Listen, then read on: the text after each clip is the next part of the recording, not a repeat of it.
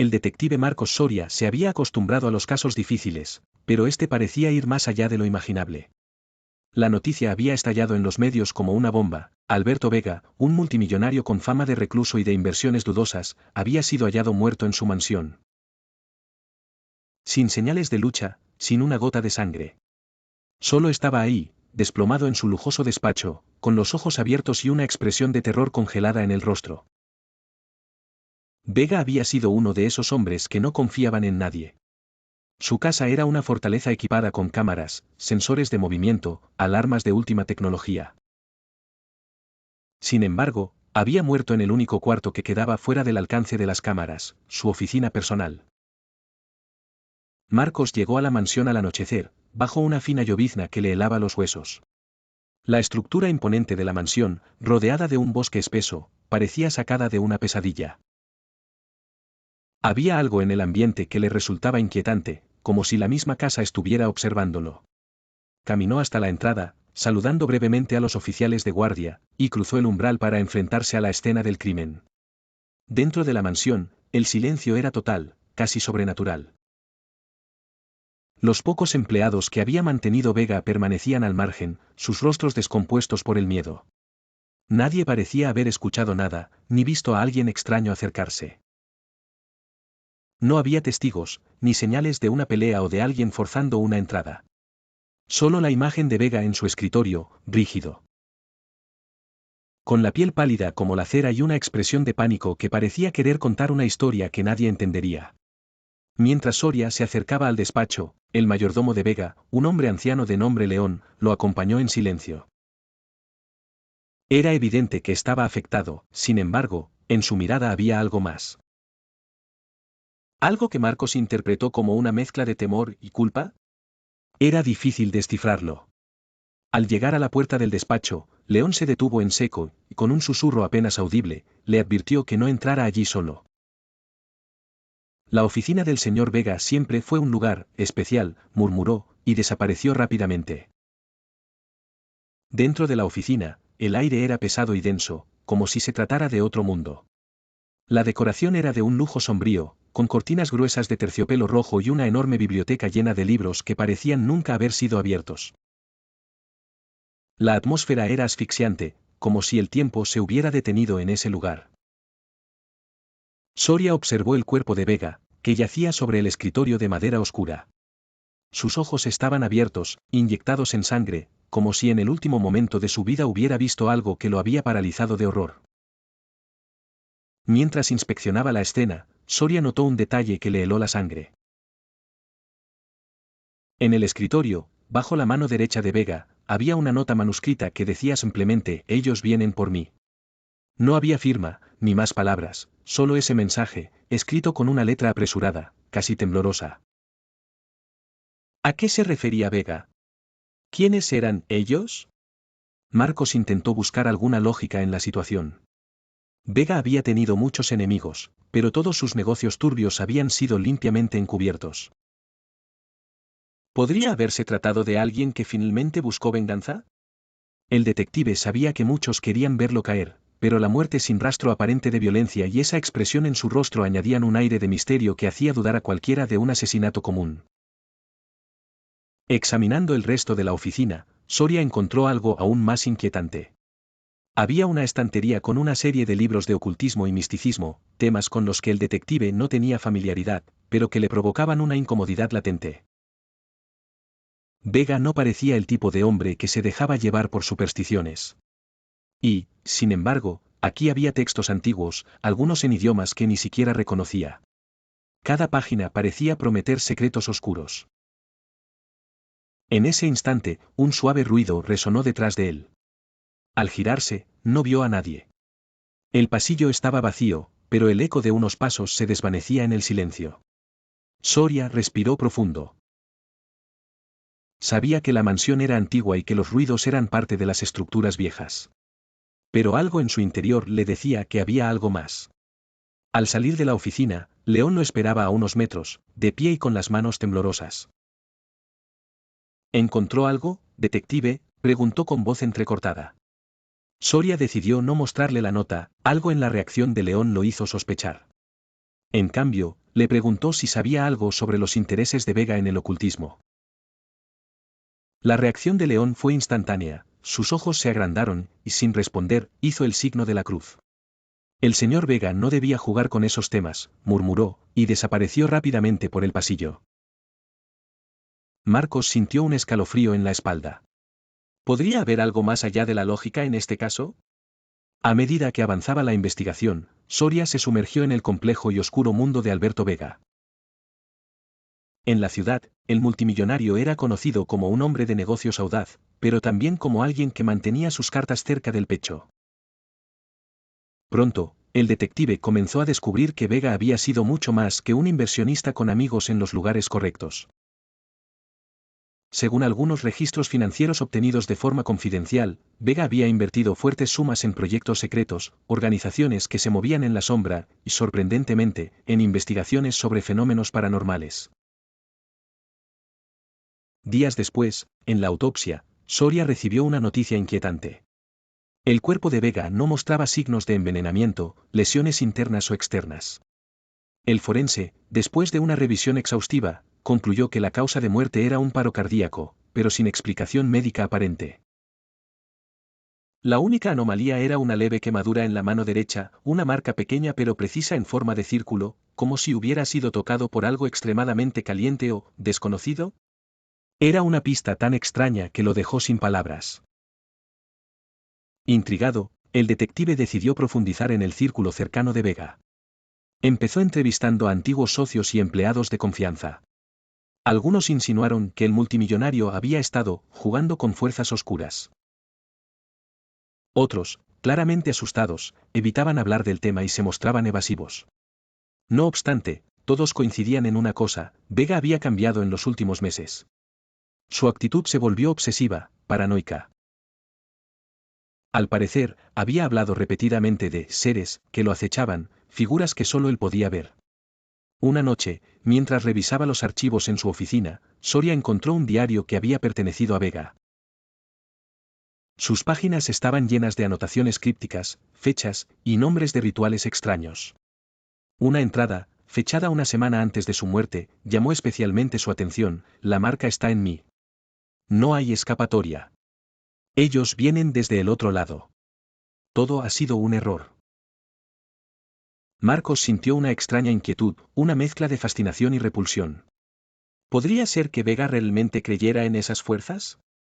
El detective decidió regresar a la mansión para investigar más a fondo, esta vez en la soledad de la noche. Tenía la corazonada de que algo en esa casa guardaba las respuestas. Al llegar, el ambiente era aún más pesado que antes, como si la propia mansión se resistiera a su presencia. Recorrió los pasillos silenciosos, y finalmente llegó al despacho. La sensación de frío lo golpeó en el rostro apenas cruzó la puerta. Observó la habitación, buscando algo que pudiera haber pasado por alto. Fue entonces cuando notó una estatuilla en una esquina del escritorio. Era una figura tallada en piedra negra, de aspecto antiguo y perturbador, representando una criatura deforme y retorcida. La sensación de incomodidad aumentó cuando se dio cuenta de que los ojos de la estatua parecían mirarlo directamente. Sin querer tocarla, Soria tomó una fotografía y la guardó para analizarla después. Mientras salía de la mansión, sintió una presencia detrás de él, como si alguien lo estuviera siguiendo. Giró rápidamente, pero no había nadie. El pasillo estaba desierto, aunque el silencio parecía opresivo, como si la mansión misma estuviera viva y respirara. Aceleró el paso, deseando salir de allí cuanto antes. Una vez en su auto, respiró hondo y trató de tranquilizarse. Pero había algo que lo perturbaba profundamente, un sentido de que, de alguna forma, estaba llevando consigo algo de esa casa. Días después, mientras analizaba la fotografía de la estatua, el detective recibió una llamada inesperada. Era el mayordomo León, quien había decidido hablar después de días de insistencia.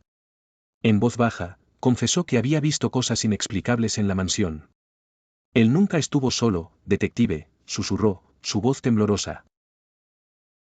Desde hace meses, escuchaba pasos en la noche, susurros. El señor Vega decía que había algo en la casa, algo que lo quería a él. Esa misma noche, Soria despertó abruptamente en su departamento. Había tenido un sueño aterrador, en el que la figura de la estatua cobraba vida y lo observaba, cada vez más cerca, susurrando palabras en un idioma que no entendía. La imagen era tan vívida que sintió la piel helada y el corazón acelerado. Encendió la luz, tratando de calmarse, pero el miedo era intenso, casi tangible. Comenzó a preguntarse si no estaba cruzando una línea peligrosa. ¿Y si la muerte de Vega no era solo el resultado de enemigos de carne y hueso? ¿Y si había algo más en el caso? Cada vez se sentía más atrapado en una red de incertidumbre y miedo, como si las respuestas lo llevaran hacia un abismo desconocido. La situación llegó a su punto más inquietante cuando, durante una noche de trabajo, Soria sintió una sombra pasar a su lado en su oficina. Se giró rápidamente, pero no había nadie. Sin embargo, el ambiente se tornó helado, y el aire parecía pesado, casi sofocante. Empezó a dudar de su propia cordura. No podía ignorar los extraños eventos que lo rodeaban desde que tomó el caso. Aterrorizado, decidió buscar la ayuda de un experto en lo paranormal. Llamó a un viejo contacto, un investigador que había trabajado en casos similares, y acordaron reunirse en la mansión. Era una decisión arriesgada, pero Soria ya no confiaba en la lógica. La muerte de Vega estaba rodeada de un misterio que él mismo no lograba entender, y que poco a poco lo estaba consumiendo. Al llegar a la mansión en plena noche, Soria y el investigador, un hombre serio y enigmático llamado Nicolás Ferrer, entraron juntos al despacho de Vega. La oscuridad en el lugar era densa, y aunque los candelabros iluminaban tenuemente el espacio, la atmósfera era tan pesada que ambos hombres sentían como si el aire les oprimiera el pecho. Nicolás se acercó a la estatuilla en el escritorio, y tras observarla detenidamente, le explicó a Soria que era una figura de protección en rituales oscuros, algo usado para apaciguar entidades. Esa estatua había servido para invocar o controlar algo que estaba, sin duda, más allá de este mundo. Nicolás colocó una vela negra junto a la estatua y comenzó un ritual. Mientras susurraba en voz baja, el ambiente se tornó aún más extraño. Soria, escéptico al principio, sintió como la temperatura descendía bruscamente, y su respiración se tornaba pesada. Fue en ese momento cuando ambos escucharon un sonido bajo, una especie de susurro que se expandía en el cuarto. Aunque trataban de concentrarse, el eco de esas voces desconocidas parecía infiltrarse en sus mentes, llevándolos al borde del pánico. De repente, la figura de Alberto Vega apareció ante ellos, etérea, casi translúcida. Su rostro, aún congelado en esa expresión de horror, se giró lentamente hacia ellos, y su mirada fija y penetrante parecía atravesarlos. Nicolás, con la voz temblorosa, pidió a Soria que no lo mirara directamente a los ojos, pues los espíritus atrapados en la muerte podían provocar un trance mortal a quienes los confrontaran de ese modo. Sin embargo, Soria no pudo apartar la vista. Algo en él lo obligaba a seguir mirando. La figura de Vega comenzó a acercarse, sus labios moviéndose lentamente, hasta que finalmente emitió una frase que solo el detective pudo oír: ellos no se detendrán. Al decir esto, la figura desapareció, dejando a Soria paralizado, con el eco de sus palabras resonando en su cabeza. Nicolás lo sacudió, haciendo que reaccionara, y ambos, con el corazón acelerado, decidieron que no podían quedarse más tiempo allí. Al salir de la mansión, Nicolás explicó a Soria que la entidad que había perseguido a Vega aún estaba presente en la casa, probablemente atraída por el dinero y el poder que había envuelto su vida. Era una especie de parásito espiritual, una presencia que se alimentaba del miedo y de la obsesión, y Vega había sido su última víctima. Soria entendió, finalmente, que no podría resolver el caso de una forma tradicional.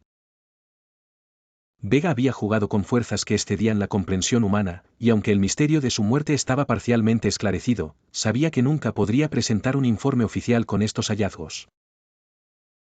Cualquier mención a lo paranormal sería descartada de inmediato y probablemente le costaría su carrera. Días después, con el caso oficialmente cerrado como un ataque cardíaco sin causas claras, Soria intentó retomar su vida. Sin embargo, esa noche de investigación no dejaba de atormentarlo. Cada vez que estaba solo, sentía una presencia detrás de él, una sombra que parecía observarlo desde la distancia.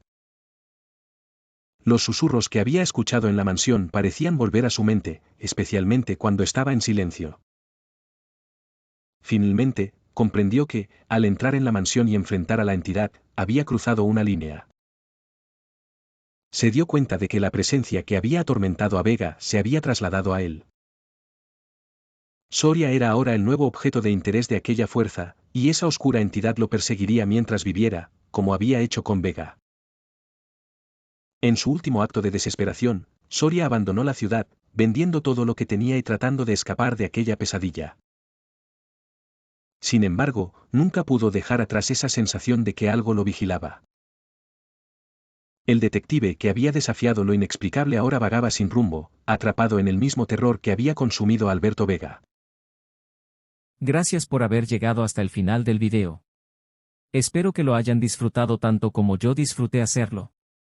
Si les gustó, no olviden dejar un like, suscribirse al canal y activar la campanita para no perderse el próximo contenido. Y si quieren ayudarme a crecer, compartan este video con sus amigos. Nos vemos en el siguiente, hasta la próxima.